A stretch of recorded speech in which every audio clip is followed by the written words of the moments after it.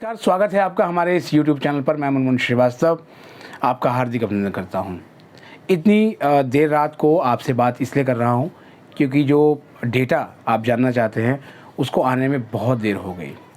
शाम को यूँ तो लगभग 5:30 बजे आपके पास वैकेंट सीट का डेटा आ गया था। आप अपने डैशबोर्ड पर चेक भी कर रहे थे, लेकिन वैकेंट सीट से भी ज़्यादा जिस डाटा का आपको इंतज़ार था वो डेटा एनालिसिस हो रहा था। और चूँकि जो 4 अगस्त को फ़ी पेमेंट की जो डेट है उसको रात 12 बजे तक बढ़ा दिया गया था, 11:59 तक, तो इसलिए वो डेटा बनने में और निकल के आने में काफ़ी समय लग गया। और ये डेटा जो आया है ये काफ़ी चौंकाने वाला डेटा है। आप इस डेटा में हम आपको बताएंगे कि किस कॉलेज में सबसे ज़्यादा एडमिशन हुए हैं, और उस कॉलेज का नाम सुनकर भी आप चौंक सकते हैं क्योंकि वो कॉलेज नॉर्थ कैंपस का कॉलेज नहीं है।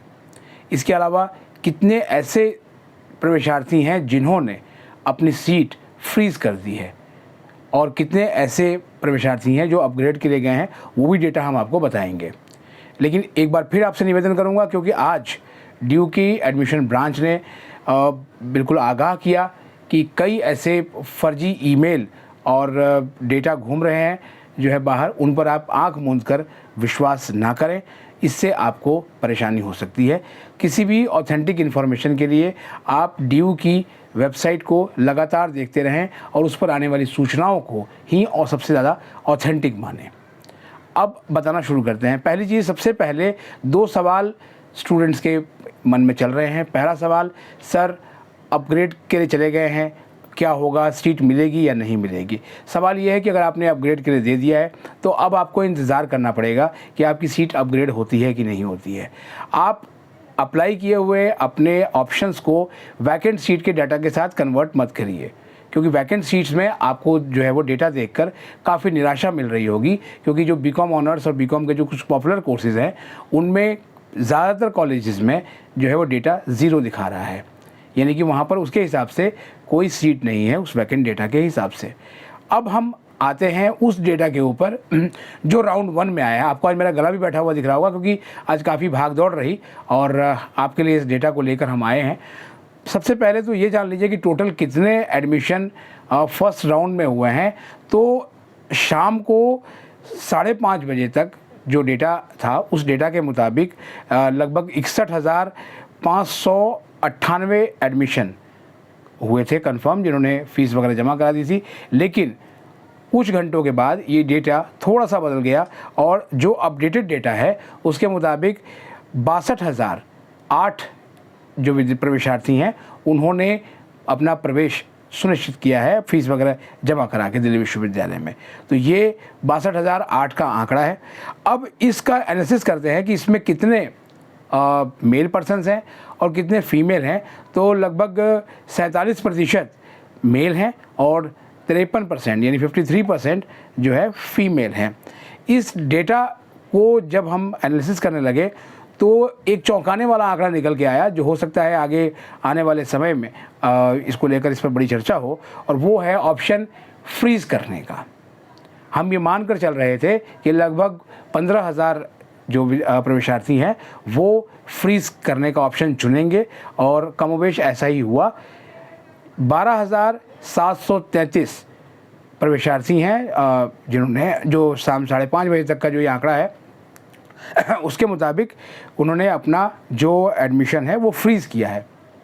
और अगर हम देखें कि कितनों ने अपग्रेड का ऑप्शन चुना है तो ये संख्या 40,701 है, यानी कि 40,701 जो प्रवेशार्थी हैं वो अपनी जो मिली हुई सीट से या कोर्स जिसे कहें कोर्स और कॉलेज से, उनसे सेटिस्फाइड नहीं है और उन्होंने अपग्रेड का ऑप्शन चुन लिया है। तो ये संख्या काफ़ी बड़ी है जो अपग्रेड के लिए गई हुई है। अब जो इसमें सबसे बड़ा जो गेम चेंजर जो डाटा निकल के आया है वो बताता है कि अब जो विद्यार्थी हैं वो कॉलेज से ज़्यादा कोर्स को प्रेफरेंस देने लगे हैं, जिस पर हम लोग लगातार फोकस कर रहे थे।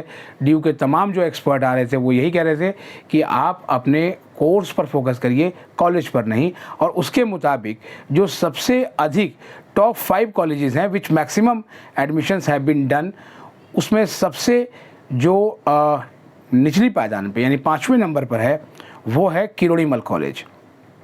इससे ठीक ऊपर रामजस कॉलेज का नंबर है, उसके ऊपर गार्गी कॉलेज का नंबर है, उसके ऊपर दूसरे स्थान पर हंसराज कॉलेज है, और टॉप पोजीशन, आपने कल हमारी एक वीडियो देखी थी जिसमें मैं उस कॉलेज का नाम ले रहा था, जहाँ के एक बच्चे ने फ़ोन किया, और बहुत ही दिलचस्प आंकड़ा ये है कि दयाल सिंह कॉलेज में सबसे ज़्यादा एडमिशन हुए हैं इस बार राउंड 1 CSAS में। तो ये बताता है कि कॉलेज अब स्टूडेंट्स की चॉइस में दूसरे नंबर पर है और कोर्स उनके लिए अब टॉप प्रायोरिटी हो गई है। अब आते हैं उन कोर्सेज़ के बारे में, और उसके जो डेमोग्राफिक में कोई बहुत बड़ा चेंज नहीं आया है। शुरुआत में भी कॉमर्स, पॉलिटिकल साइंस और इंग्लिश ऑनर्स, इनकी बात हम करते रहे हैं कि यही कोर्सेज़ DU के पॉपुलर कोर्सेज़ में हैं। तो अभी जो इंग्लिश ऑनर्स है, BA ऑनर्स जो इंग्लिश है, वो 5वें नंबर पर है, यानी छात्रों की पसंद रही है BA ऑनर्स इंग्लिश जो कि 5वें नंबर पर है।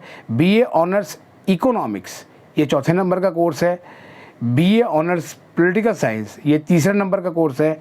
BCom ये 2nd नंबर का है। और टॉप, जी हाँ, जो हमेशा से रहा है, जिसको DU के vice chancellor professor Yogesh Singh ने भी प्रेस कॉन्फ्रेंस में कहा था कि ये DU का नंबर 1 कोर्स है, BCom ऑनर्स। और जी हाँ, BCom ऑनर्स को सबसे ज़्यादा वरीयता मिली है और इसमें सबसे ज़्यादा एडमिशन हुए हैं।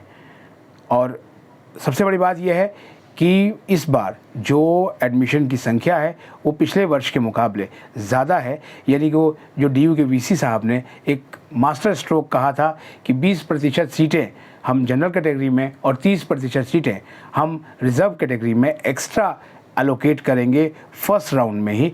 तो वो कहीं ना कहीं उसका असर दिख रहा है, और लगता है कि जब दूसरा राउंड आएगा तो DU में एक अच्छा खासा जो नंबर है वो पहुंच चुका होगा पहले दिन। और इन सभी के लिए आपको बधाई दी जानी चाहिए। फ़िलहाल 2-3 इश्यूज़ आ रहे हैं। पहला इशू ये है कि रीऑर्डर का ऑप्शन बहुत सारे स्टूडेंट्स को नहीं दिख रहा है। वो कुछ टेक्निकल एरर उसमें हो सकता है, शायद वो दिखने लग जाए, क्योंकि आज सारी चीज़ें, इतनी गतिविधियाँ बहुत फास्ट हुई हैं कि आप सोच नहीं सकते। आज DU के स्टूडेंट सपोर्ट सेंटर पर भी बहुत ज़बरदस्त भीड़ थी विद्यार्थियों की, जो अपनी समस्याओं को लेकर आ रहे थे और उनकी समस्याओं का समाधान मिल रहा था। लेकिन आपने समय पर डॉक्यूमेंट्स नहीं बनवाए, और उन डॉक्यूमेंट्स की वजह से अगर आपका एडमिशन रिजेक्ट हुआ तो इसके लिए आप स्वयं जिम्मेदार हैं, क्योंकि 13 फरवरी के नोटिफिकेशन के बाद से लेके अभी तक एक लंबा समय हो गया है। और केवल मुझे भी बहुत दुख हुआ जब डॉक्यूमेंट्स की कमी की वजह से बहुत से प्रवेशार्थी हैं उनका एडमिशन रद्द हो गया। फ़िलहाल आप सभी वैकेंट सीट्स को देखें और उसके हिसाब से आप अपनी प्रेफरेंसेस सेट कर सकते हैं, अगले राउंड का इंतज़ार कर सकते हैं। और जिन स्टूडेंट्स ने अपग्रेड के लिए दिया है, उम्मीद करते हैं कि उन्हें अपग्रेडेशन मिल जाए। अगर नहीं मिलता है तो आपको मान के चलिए कि आपको आपकी बेस्ट चॉइस मिली है, और आप DU आने की तैयारी कीजिए और अपना जो है वो प्रवेश सुनिश्चित करके आप 16 अगस्त को क्लासेस अटेंड कीजिए। अगर आप हमारे चैनल पर नए हैं तो चैनल को सब्सक्राइब कर लें और इसे अपने दोस्तों के बीच शेयर करें। आपके जो भी कमेंट्स हैं वो आप इसमें लिखिए, वो सवाल के रूप में हम वो अथॉरिटी से पूछेंगे और उनके जवाब यथासंभव देने का कोशिश करेंगे। मिलते हैं एक और एपिसोड के साथ, तब तक के लिए नमस्कार, शुभ रात्रि।